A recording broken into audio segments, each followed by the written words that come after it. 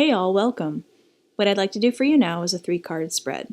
Recent past, current situation, and moving forward, with a couple of clarifiers, and finally, an oracle card. So what I feel like is happening here in the recent past and moving forward is there's this sort of grounding your own sense of where you stand in the environment in which you exist. Your local community, your greater community, your nation. And I really feel like this is about uncovering our mother wound. And why I say that is because of the Queen of Pentacles and the Five of Swords.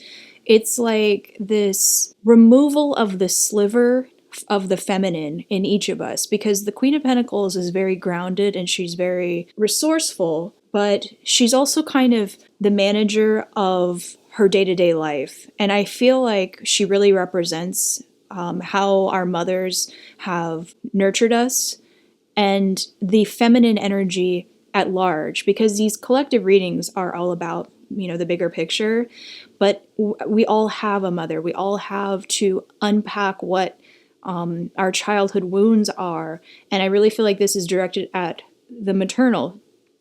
And I think that we've been doing that work. I think that we've been seeing where perhaps we were failed, our mothers had failed us. And it's not in an uncompromising or uncompassionate way that we understand that. Sometimes we do have to, feel pretty embittered.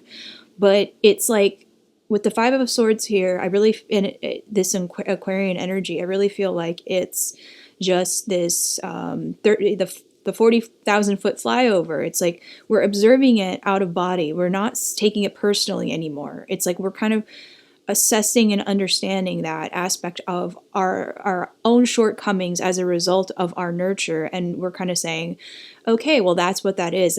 Those are the things that maybe I personally have to work on too. And, where I was failed and maybe where that has led me to fail others.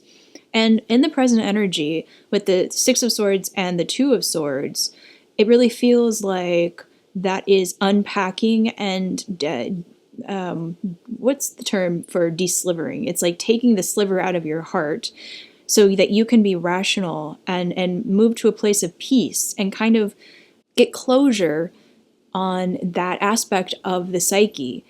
It's like this mature sort of understanding through having processed it and then saying, you know what, that's not that is an aspect of my experience, but now I can see that for what it is, and I can move forward, not just with clarity, but with a sense of peace. It's like there's a especially the Six of Swords is about moving from turbulent waters to peaceful waters. It's like breaking through that blockage because we've come to understand where the wounding had come from. And moving forward with the Three of Cups and the Seven of Pentacles, it's like now we know where the feeling of participating in our communities, in our chosen families, and even healing within that family system, that family structure, understanding perhaps where that mother wound comes from with our own parents.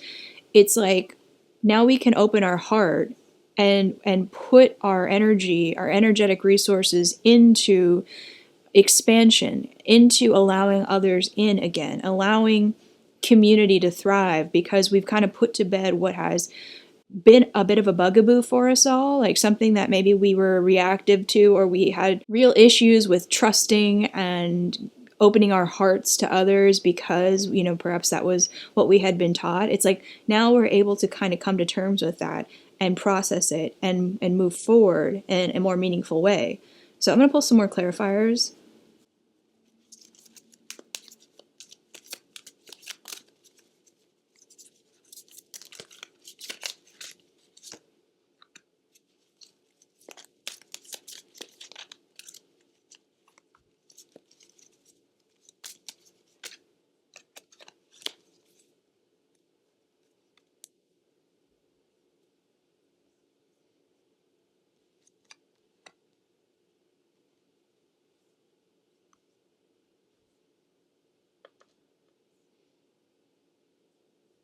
Yeah, I feel like the King of Swords is about kind of maybe we have already come to terms with this King of Swords energy, like our father wound.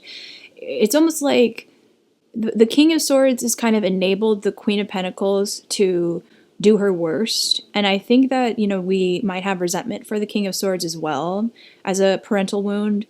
But it really is about understanding why we were not saved and nurtured and loved unconditionally. The King of Swords is kind of like he's the structure, the structural element, and the Queen of Pentacles was supposed to be there for us, and she wasn't. And that's where we really, our ire is really directed towards. And it's important to understand that part of ourselves and to process that, like I said.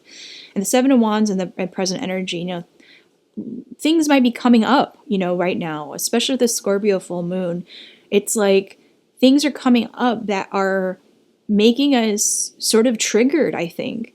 And I really feel like what we need to do is to, like I said, you got to process it, you got to feel it, but to understand where that is coming from, be able to put it to bed, be able to understand where those defense mechanisms come from, like why you get defensive, why we feel so on edge about certain behaviors. It's like that's where we sort of refine our ability to perceive our external world and ourselves so that we can kind of, make peace with that and become much more grounded and centered and effective. So we're not just kicking and flailing and throwing fits, emotionally, inside and outside.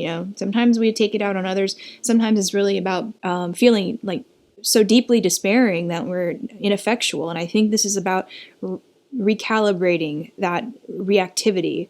And with the Lovers here, and all of this energy that feels like it's coming back into a more trusting, a more like heart-centered, a more loving, a more affectionate. It's like it's like this is a true choice point. It's like this sort of internal battle unlocks the ability to receive again. It's like this arrow is directed right at the cups. It's like this is the pivot point, the ability for us to precisely identify what has been at the root of all of this internal conflict. And like I said, external conflict too. But it's like our decision, it's our choice with the Lovers to put that to bed and move forward with much more clarity. Let me pull an oracle card.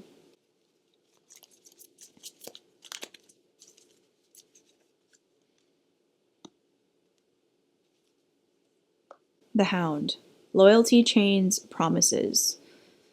Yeah, perhaps this is like a generational trauma or like a family wound that has affected you for many years. And it's like now that you have identified that, now that you can understand where that was coming from, it's like you can break the chains of that generational curse or that addiction to revisiting old traumas or bad experiences or things that like you got it, you get it, you understand where other people failed you, and now it's time to stand up on your own and have the confidence to take the anecdote and remove that poison from your spirit, because there's so much more richness that awaits as long as you can compartmentalize what has previously just been a real emotional beatdown. It's like that's not your identity anymore. You have an opportunity to move forward with swiftness and with lightness and embrace an entirely different life experience moving forward. So that's what I got for you. Thank you for joining me, and I hope to see you again. Take care.